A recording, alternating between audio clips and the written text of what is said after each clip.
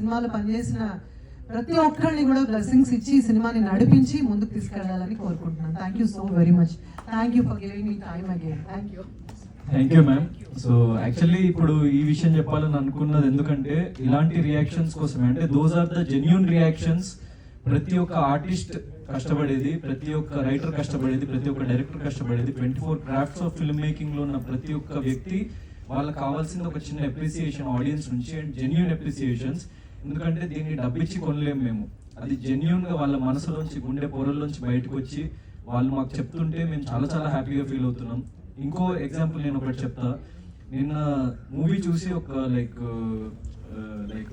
చాలా, అంటే మా మదర్ ఏజ్ ఉన్న ఒక ఆవిడ మూవీ చూసి బయటకు వచ్చి రివ్యూ చెప్తే, నేను ఇంటికి వెళ్ళిన తర్వాత లైక్ మా ఇంతమంది ఆరిఫ్ కినోర్ వాళ్ళు చూపిస్తున్నారు, ఇట్లా అన్నయ్య చూడు రియాక్షన్, అంటే పబ్లిక్ రియాక్షన్స్ వచ్చినాయి చూడు ఒకసారి అని చెప్పేసి. ఆవిడ ఎవరో నాకు తెలియదు, ఏంటో తెలియదు.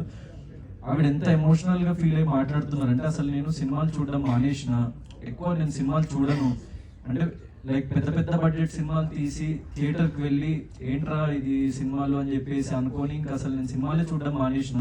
చాలా రోజుల తర్వాత లైక్ చూద్దాం పదా ఇక్కడ సోలో బాయ్ ఫిల్మ్ అని చెప్పేసి అంటే, సర్లే ఏదో చూద్దామని చెప్పేసి ఏ ఎక్స్పెక్టేషన్ లేకుండా వచ్చి